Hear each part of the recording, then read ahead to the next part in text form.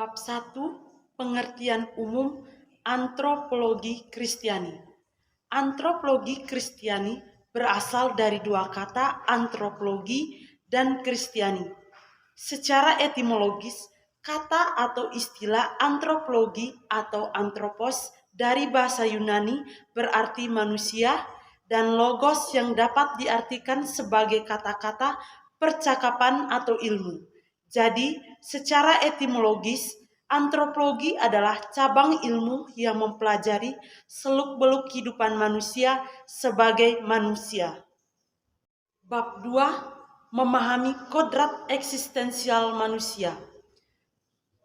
Pandangan para filsuf Yunani atau Aristoteles, Plato, dan Herakleitos tentang kodrat religius atau teologis manusia sesungguhnya berpusat pada konsep tentang keberadaan yang ilahi atau roh absolut yang bersifat transenden dan mengandung unsur misteri dalam kehadiran. Maka kehadiran yang ilahi atau roh absolut itulah yang membuat manusia boleh berupaya mengenai secara lebih mendalam siapakah sesungguhnya diri sendiri. Sedangkan pandangan para filsuf abad pertengahan dan modern atau Agustinus, Aquina, Santo Spinoza Buber tentang kodrat religius atau teologis manusia sesudah atau semakin dipengaruhi oleh aspek religius Kristiani karena telah menggunakan konsep Allah sebagai Allah Dia absolut atau sebab utama dalam konteks totalitas tata ciptaan dunia. Menurut para filsuf Yunani, unsur pokok yang bentuk kodrat karakteristik manusia adalah ratio atau akal budi. Ada beberapa unsur pokok akal budi yang mencari ciri khas atau karakter dasar manusia, yakni yang pertama, kemampuan refleksi dan proyeksi. 2. Kemampuan mempertimbangkan atau menganalisa dan mengkritisi. Yang ketiga, kemampuan mengelola suara hati.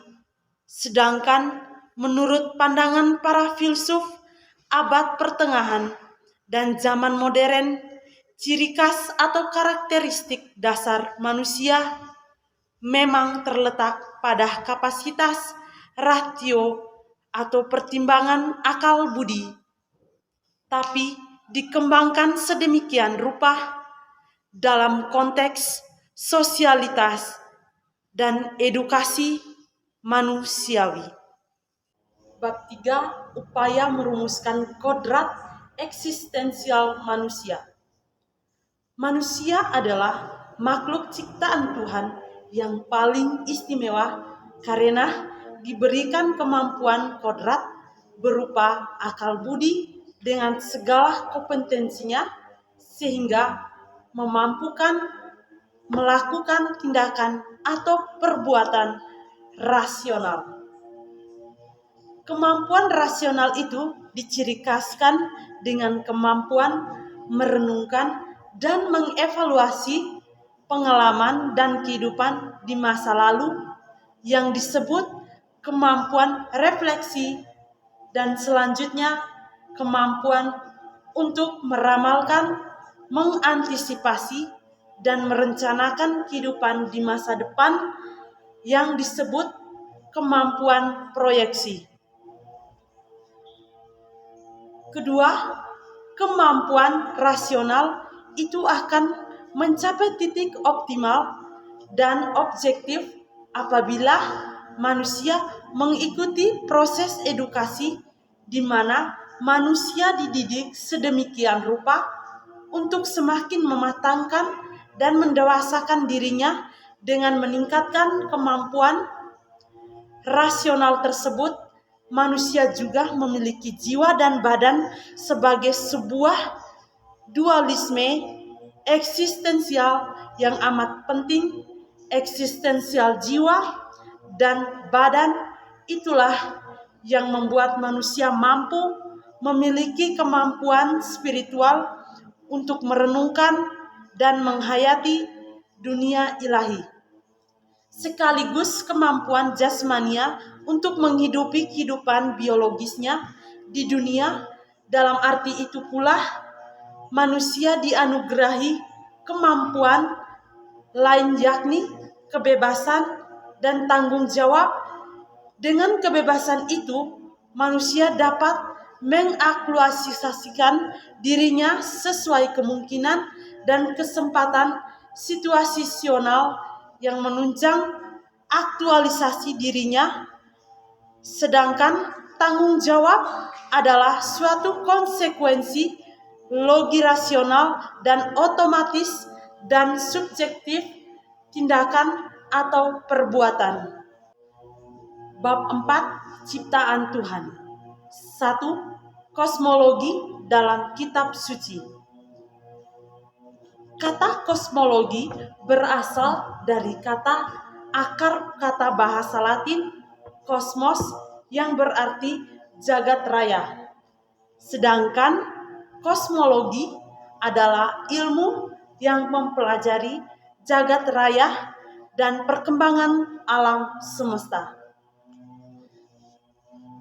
Dalam kitab suci, kita memiliki suatu teks penting yang berbicara tentang dunia sebagai ciptaan. Dalam tradisi atau tradisi para imam, yaitu teks dari buku Kejadian bab 1.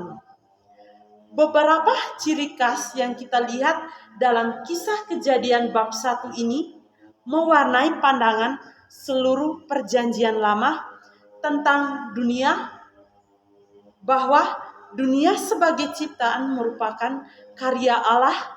Ia tidak sama dengan Allah, tidak bersifat ilahi, sebab Allah transenden terhadap dunia. Dan segala sesuatu diciptakannya seluruh kehendaknya dan dinyatakan baik oleh Allah.